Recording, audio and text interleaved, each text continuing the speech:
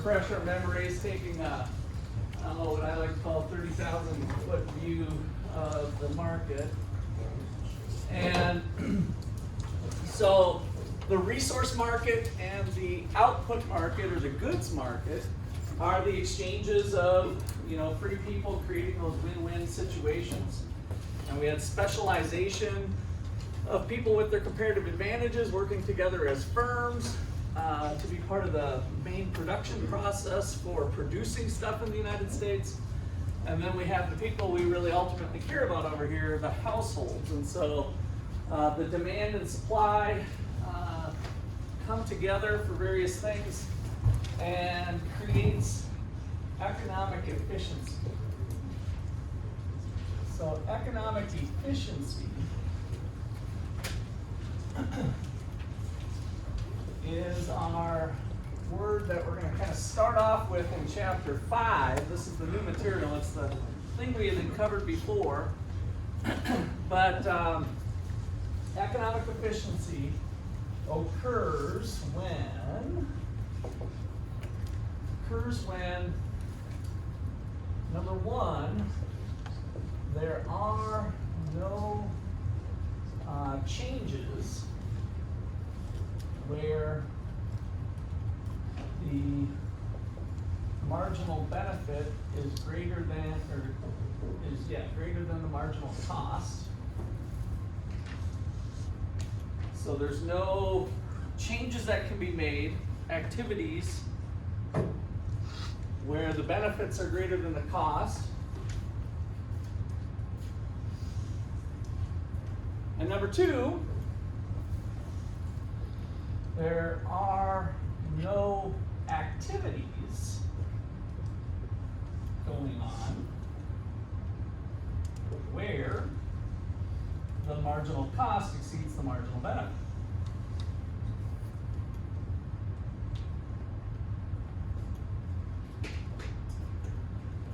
So the idea of economic efficiency is just to get to a point where we're doing the best we can. There's no moves that make us better off.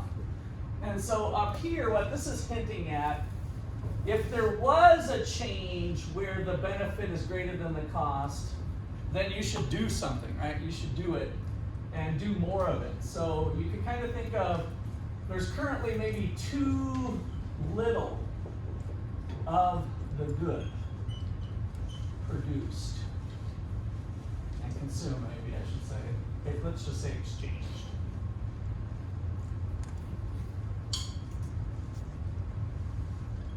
And we'll circle back to this later. I just want to get it in your notes here. And it's from last week as well. And then if we're producing where the costs associated with the activity are greater than the benefit, we have too much. Too much of the good is exchanged.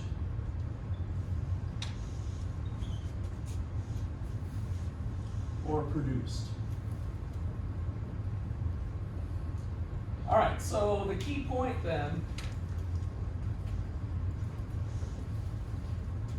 is that the economically efficient quantity is where the benefit of the last unit produced is equal to the cost of the last unit. And so in our supply and demand curve, that was where the two lines crossed. So if we draw a home base,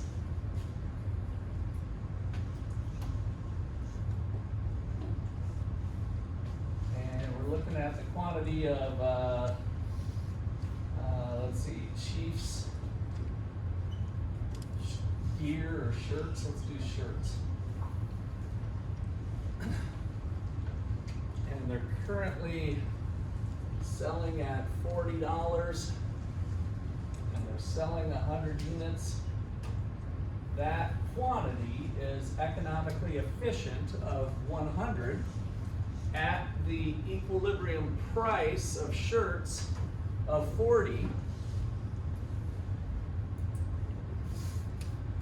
because if we produce one more shirt, the 101st shirt The cost of the 101st shirt is greater because the supply curve is the marginal cost curve, so the cost of the additional shirt is greater than the benefit some Chiefs fan would get from it.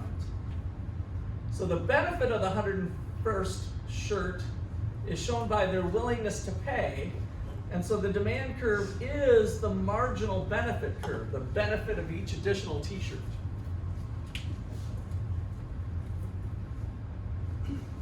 And so in the supply and demand framework, we get the efficient quantity where this happens, and then we went through a number of examples where we can have that not happening, maybe due to government policy. Well, it was due to government policy, because in a free market, it would get there all by itself. The invisible hand would push prices up or push prices down. If there was a shortage or a surplus, then price would move to get to that efficient quantity. Okay, any questions on that so far? It's a total review, but that's what's going on here in the market. All right, well, today what we're going to get into, that this chapter gets into, is situations when the market does not get to that point all on its own. So that's where we're ultimately headed. And so, but before we go there, we're going to explore kind of government. What type of government functions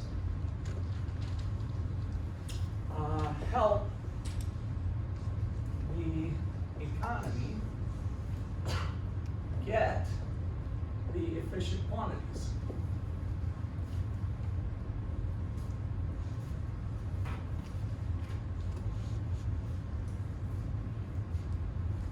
Okay, so we got these different functions. The first one we're going to look at is the protective function. The protective function of government.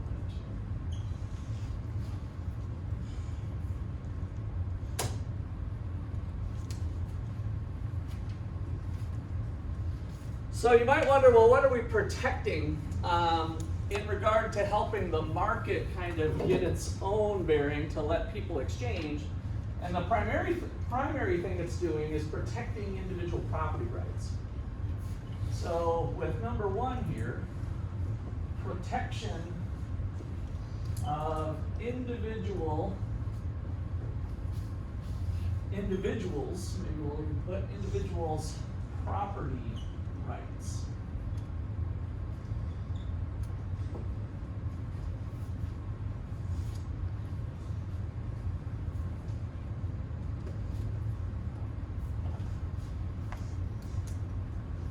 Okay, so underlying this is the notion that we're going to get some good outcomes if we can allow people to choose what to do with their own stuff. So in the pursuit of life, liberty, and the pursuit of happiness, different people get happy for different reasons, right? So what does it mean to have liberty? Your life is important, right? So thou shalt not kill. We kind of work that into the law, so that's a protection that we have. And then further, we've got these property rights, so we can go ahead and put life. So thou shalt not kill. Kind of an old law that's been on the books for a while that works for most prosperous nations. They have some version of that property, so it starts with you yourself. The right to life. And then other material things, so property ownership, so ownership of property. So we can do another thou here. Thou shalt not steal. It's pretty much one that's adhered to. In most countries would have some sort of something on the books about taking other people's property. But then there's other things bundled in there that aren't so obvious. So you've got the right to destroy your own property. So you've got the right to destroy your own property. Let's make that clear.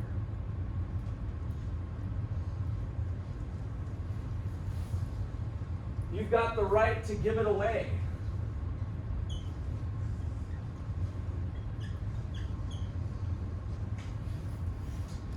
You have the right to sell it. So all of these things goes beyond just ownership. Like Tom and Jen on the island with the coconuts and fish, we want the ability to exchange it, right? And so we want laws on the books that support that. And so that's part of the protective rights. And so this is where many developing countries kind of fall short on having a good legal system. So, need good legal system.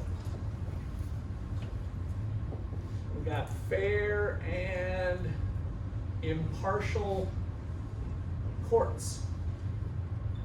So somebody wrongs you and you can sue them. And so as much as we kind of all hate, including myself, how legalese and people are quick to sue in the United States, that's kind of supportive of this. And it can get a little ugly and it doesn't seem right, and in some cases it isn't always right, but that's the goal, is to try to make sure people can get a fair judgment. In other countries, the rich people can just pay off the judges and get the result that they want, right? And so we want that opportunity for everybody here in the United States as much as possible. So that's the goal. Again, we might fall short of that goal sometimes, but that's what we're looking for. And then police.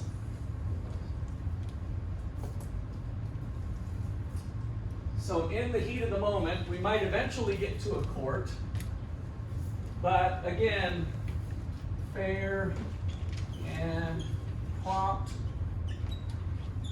police protection.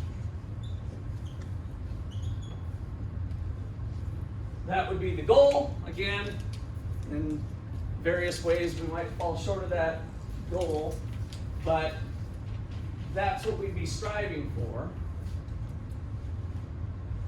so that the ultimate goal is to fulfill this protection of individual property rights.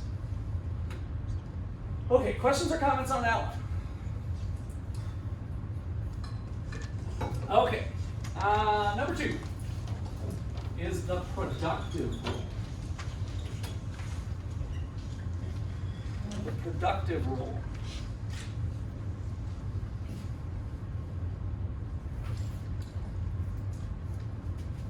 All right, so there's a few goods that by nature are difficult for a free market to provide. So one of those would be national defense. So if we kind of relied on just individuals to protect themselves, we might fall short of what we need to do to protect ourselves against invasions. So no individual person would have the incentives to try to protect the whole nation themselves. They wouldn't even be able to afford it, even the richest of the rich, as far as protecting the whole nation. And so the reason for that is that the nature of the good is a little bit different than it is for beer, pizza, and chicken wings. And so with national defense, we have the good being shared by everybody, and it's hard to collect a payment. So with the productive role, we can produce, let's call it national defense.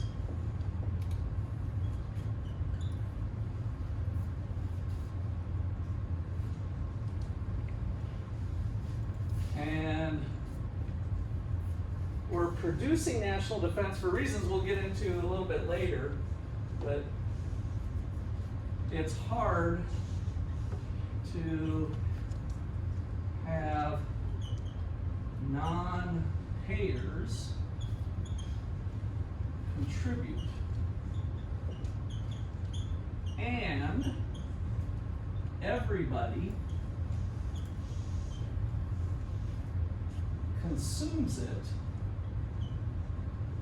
simultaneously.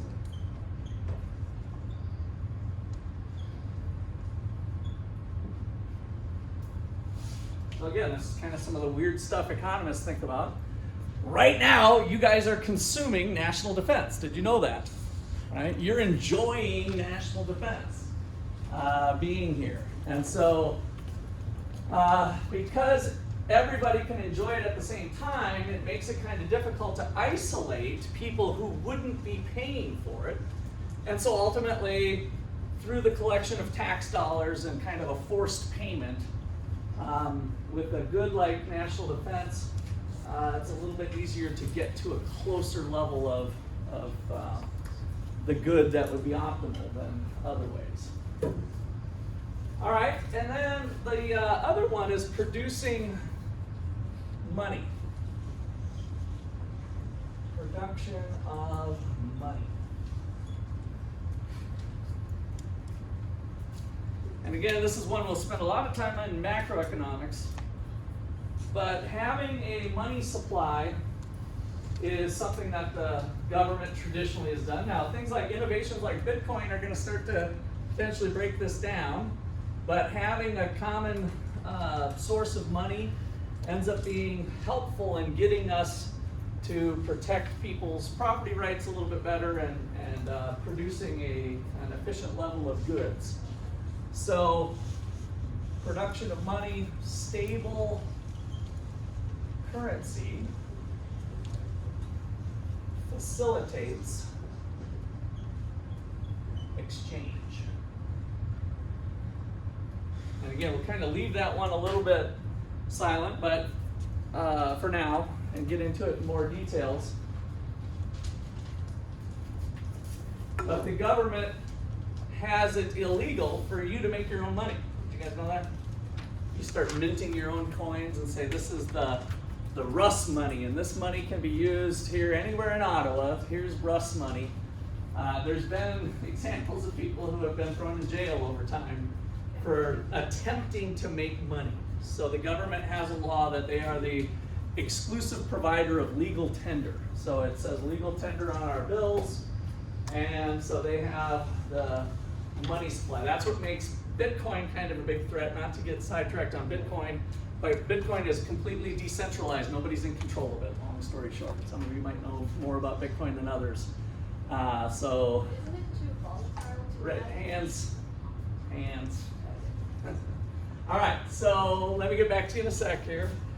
All right, so the last rule, and then I'll open it up for questions. The last rule is kind of a wild card that people would disagree on, but as we learned last time, was one of the bigger functions.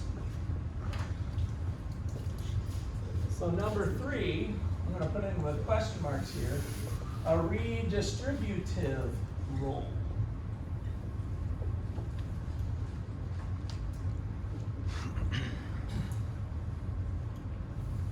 So redistribution from one person to the next. Distribution from one person to another through tax and transfer.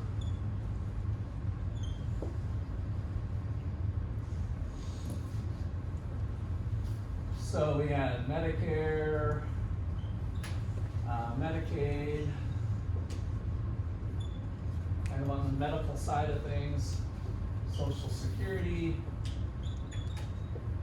take from the young, give to the old, take from the healthy, give to the unhealthy, unemployment insurance.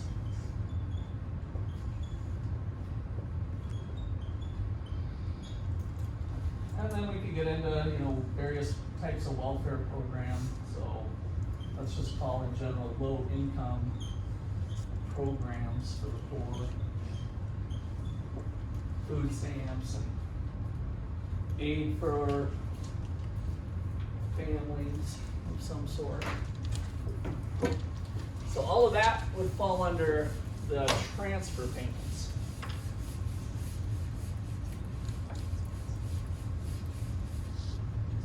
Okay, questions? Jesse, you got something? You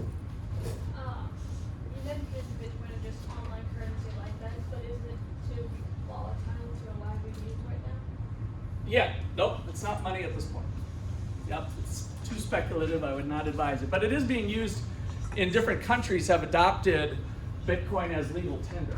So, but it's not quite ready for mainstream, let's just put it that way, I would say at this point. Okay, so that's our government, and so from the limited government perspective, the protective and protective functions probably number 1, and productive function number 2.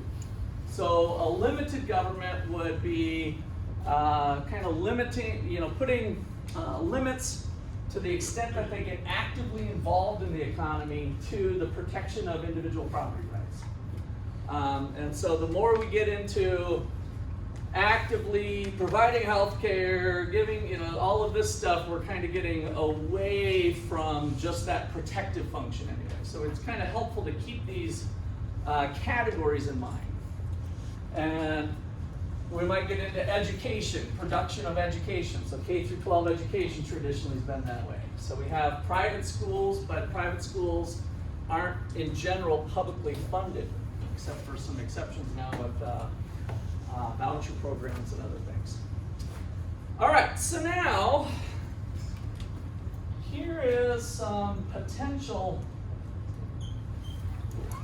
shortcomings of the market.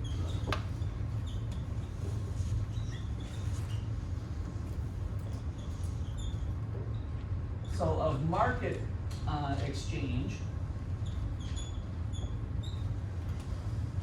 that can result in not the right amount, so to speak.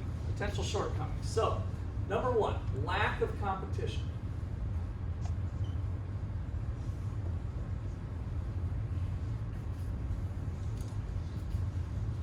So, competition, I think you have in your notes from either last week or the week before, is kind of the secret sauce to making the market economy work, right? And so there's certainly cases where there's a lack of competition. And so now let's use our supply and demand diagram. Go back to home base. So you guys are going to get a lot of practice here with home base. So there's our, beer market.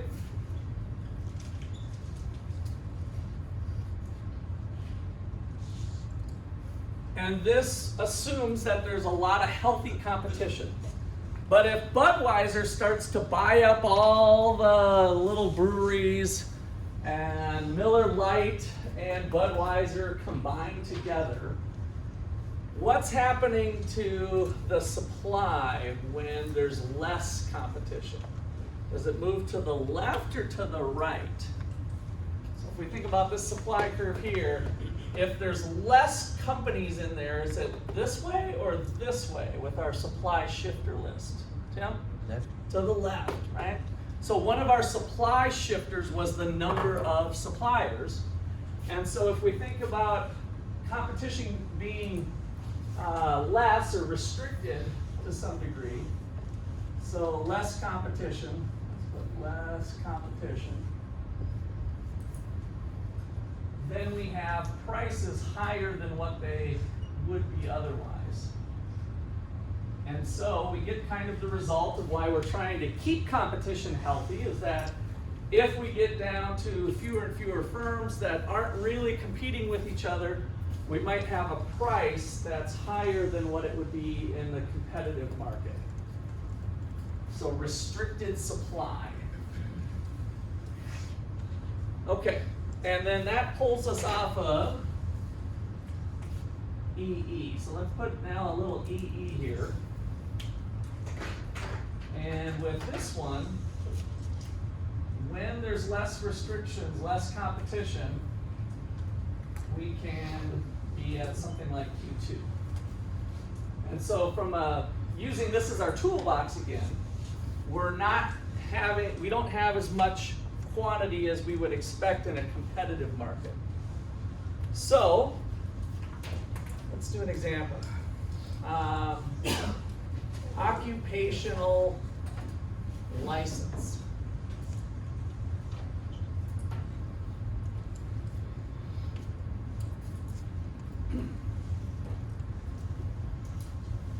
In order to start cutting hair in downtown Ottawa, or out of your basement for that matter, out of your house, if you want to open a salon, do you need a license to do that? How many of you have some friends or family that cut hair or run a salon, nail salon, otherwise? Do they have a license for that? Yes, right? So the state grants them a license that they are, certified, trained, whatever, they went through some sort of education. Does anybody know how much education that takes? Jesse? I think it's a 4-year degree in college to cut hair. No, it's not a 4-year degree. It's kind of the equivalent of a 2-year, but they can maybe get it done. It's about, I think it's 16, it runs about $20,000 and it's 1,600 hours.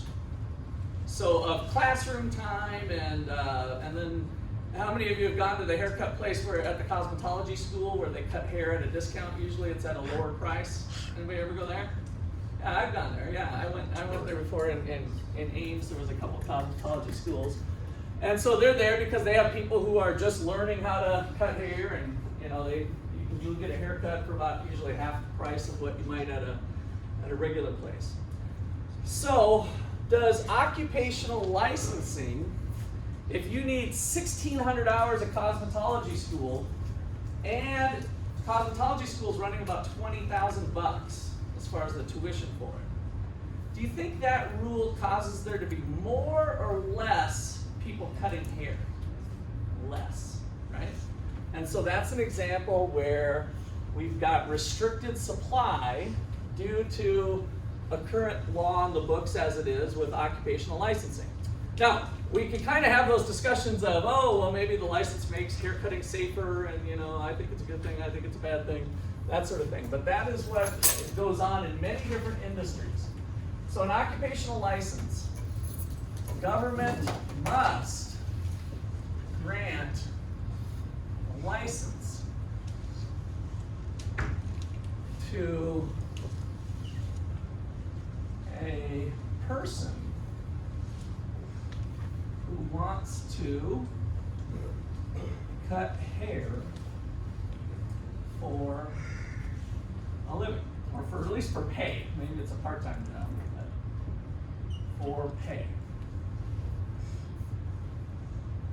And in the state of Kansas, because I've talked to my person who cuts my hair, so we've had these discussions, it's about 1,600 hours of cosmetology school,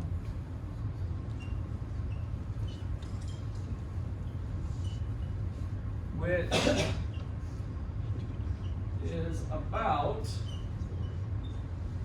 $20,000 tuition.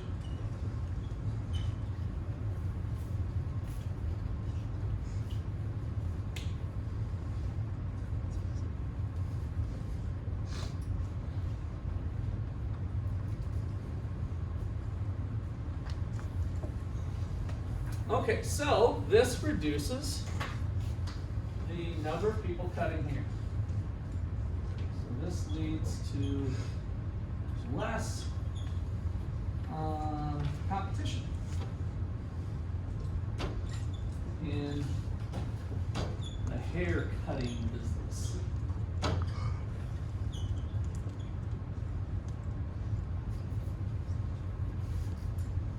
And the result is higher prices and less availability of haircuts.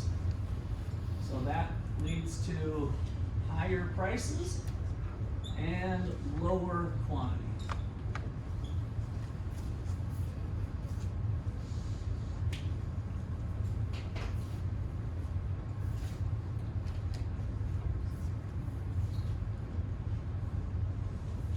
All right, so any questions or comments there? Yep. Alright, so you can't have a majority of something. Can't have what? Not, it's not a majority, it's where you own most of the thing. You said it before. The point being, one company can't be in control of everything in the market. That's Okay, you're talking about like monopoly or something? Monopoly, Where there's one seller? Yes, because there'd be no competition. What if two companies just came together, not like in the legal sense, but decided, hey, we're both only gonna charge so much? Yeah, we have laws on the books against that.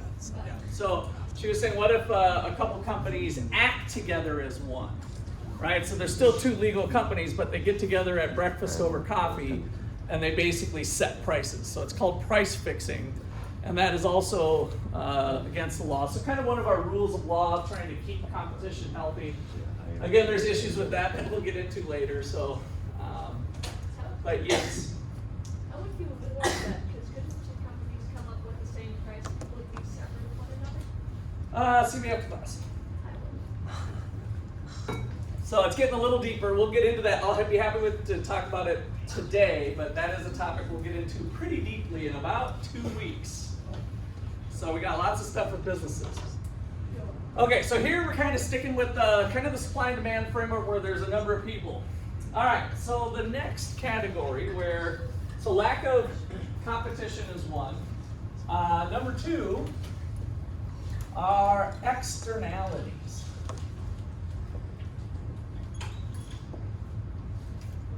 And these are all under potential shortcomings of the market. So an externality is a cost or benefit borne by a third party not directly related to a transaction.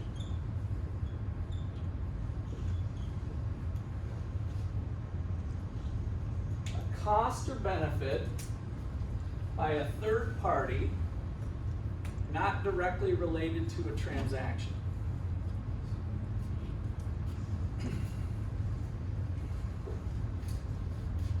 Okay, so kind of a classic example would be pollution.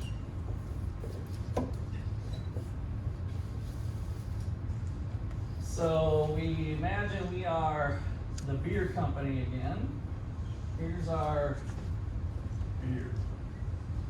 And then we've got this nice little smokestack that ends up, when they make beer, going down to a little town over here of Somewhereville, and then little babies. There's a little tiny baby. Oh, that's a big baby. And the baby has 3 eyes. So the pollution, we have 3-eyed babies. In the town, the distance here is like, 10 miles south. Due to the pollution, we've got babies being born with 3 eyes.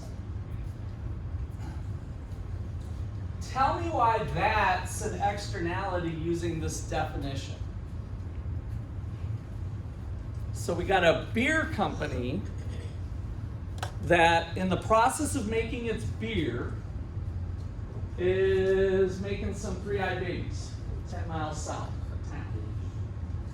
Why is that an externality? Using the definition there, because the definition is not always easy to kind of totally get.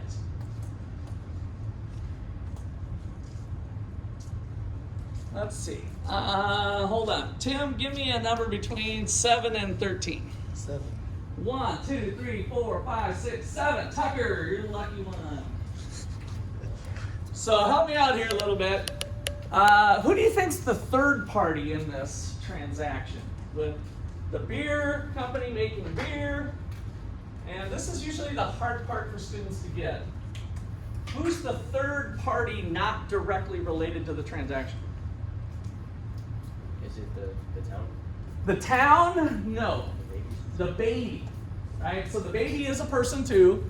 And so, and the parents, it'd be fair to say the parents associated with trying to, buy special glasses with 3 lenses on it, that's all custom stuff. That's probably at least double what a normal glasses would be. So, there's some additional cost being bared. So the idea here of borne is that they're incurring the cost, right? So a cost or a benefit borne by a third party not related to the transaction. Who's in the transaction? Who is directly in the transaction? Tim. Buyer and the beer factory. The buyer and the beer factory, right? So the exchange, the win-win trade-off of Tom and Jen on the island exchanging stuff is the beer company making its beer and then the buyers of the beer. That's the people. So the point is if the buyers of the beer were getting the third eye from drinking the beer, it wouldn't be an externality. They would take into account the negative effects, and again, ignoring maybe a lot of details of long-term effects of the third eye thing or something, but they would just maybe stop buying the beer, right, if they were being negatively impacted by it. All right, so let's watch a little video. Pull out a piece of paper for extra credit today, so make sure your first name, last name's on there. And if you want to just put externality on your paper,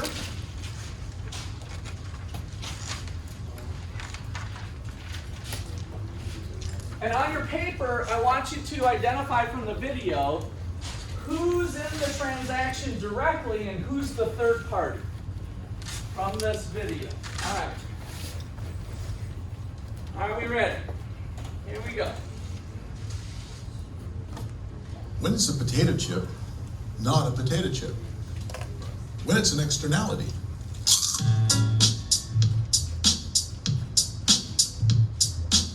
An externality is when a transaction between 2 people, call them Art and Betty, has an effect on a third person, Carl, without Carl's permission.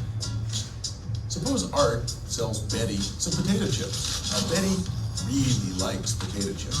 She opens the bag, she's looking forward to eating the chips. As she eats them, she makes yum, yum, yum sounds. Just look at her, she loves it. But no matter how loud she is, there is no externality unless someone, like Carl, is there to hear it. Obviously, Art benefits from selling the product, and Betty benefits from buying the product, since this exchange was voluntary. But Carl's affected by a negative externality. He's harmed. He didn't get anything, but he has to listen to all that crunching, yumming. It really annoys him. So it takes 3 to have an externality: a seller, a buyer, and at least one additional person who is not voluntarily a participant in the transaction. In a previous video, I claimed that prices can tell people the right thing to do. But if there are externalities, do prices tell us everything we need to know? The answer must be no, because with externalities, the price of something and its actual cost are different. The price is the amount Betty paid to Art, but the cost is the amount Betty paid to Art plus the cost to Carl of having Betty crunch potato chips in his ear during class. The problem with externalities is that prices do not capture all of the costs of the transaction. Instead, some of the costs are borne by people who never gave their permission. It seems like the solution would be to try to adjust price so that it coincides with the total cost. For many people, that means fix it with taxes. In other words, impose a tax equal to the difference between the market price and the true cost, to force the buyer and the seller to bear the full cost of their transaction. This is what economists call internalizing the cost. We may not need to resort to government action, of course. One way we solve externality problems is called manners. If Carl tells Betty her crunching is bothering him, she'll probably apologize and stop. Then there's bargaining, a solution proposed by R.H. Coase. If Carl complains, Betty might make a side payment, sharing her chips with Carl. Once Carl's crunching too, there are no externalities, only chips. Even if these solutions don't work, it may not be easy to fix it with taxes through state action. Remember, the problem is information. Prices don't contain the full information about cost. But where can accurate information be obtained? How can the state be expected to acquire more accurate information and then act on it effectively? The most interesting answer to these questions came from the original scholar to propose fixing it with taxes, A.C. Pigou. Pigou was a really smart guy and understood that guessing at the correct tax would be very difficult. Back in 1920, Pigou said, "It is not sufficient to contrast the imperfect adjustments of unfettered enterprise with the best adjustment that economists in their studies can imagine. For we cannot expect that any state authority will attain, or even wholeheartedly seek, that ideal. Such authorities are liable alike to ignorance, to sexual pressure, and to personal corruption by private interest, a loud-voiced part of their constituents, if organized for votes, may easily outweigh the whole." The fix-it-with-taxes solution often has unintended bad consequences. The government has a knowledge problem, just like everybody else. Every economics student learns about externalities and Pigovian taxes, but professors rarely mention how hard Pigou himself thought it would be to get those taxes exactly right. Keep learning liberty. Click on one of our other videos to watch more. All right. If you want to do more than watch videos, click on the link for student opportunities and more resources.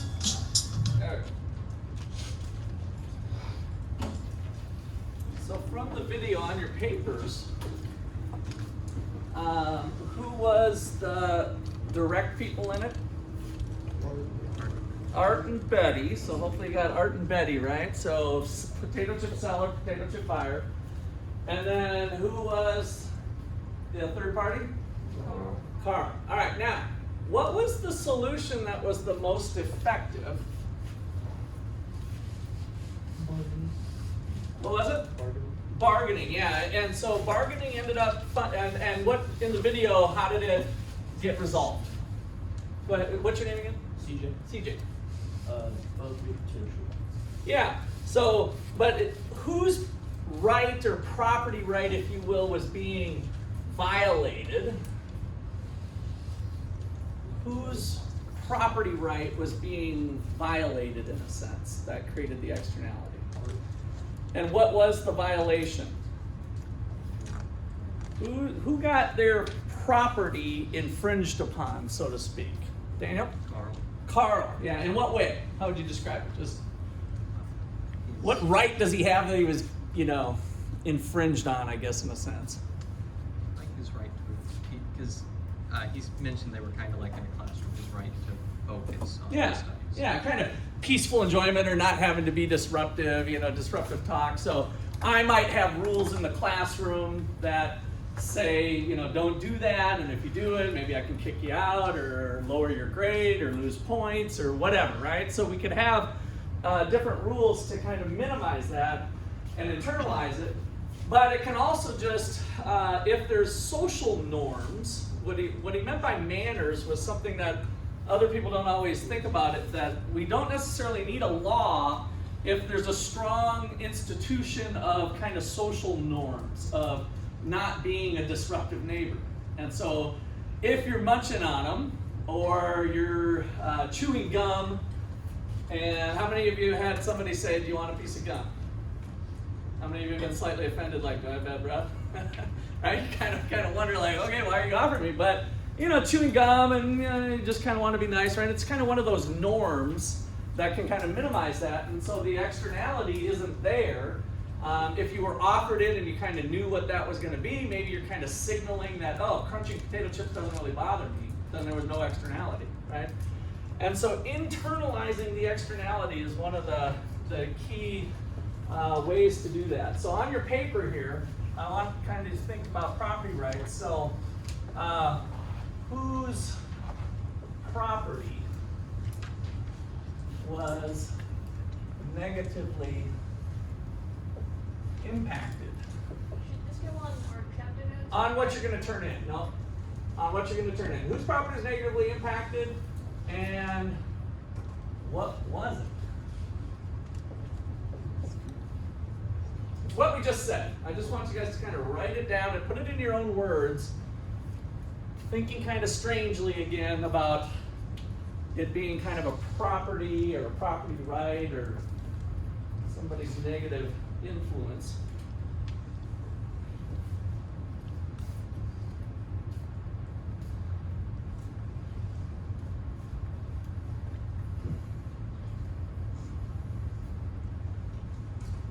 And then, now this you can put on your regular notes here. So graphing an external cost. So it could be the potato chip, it could be a little bit of pollution here. So this is on your regular notes now, graphing an external cost.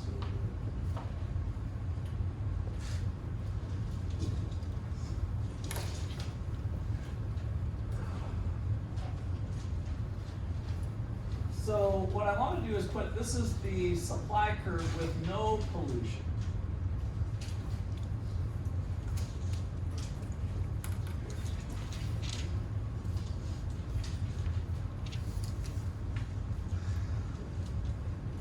And so the supply reflects, let's go back to the beer market. The supply curve reflects the use of the resources, right? So supply, kind of the key point here, supply reflects the use and cost of all resources with beer production.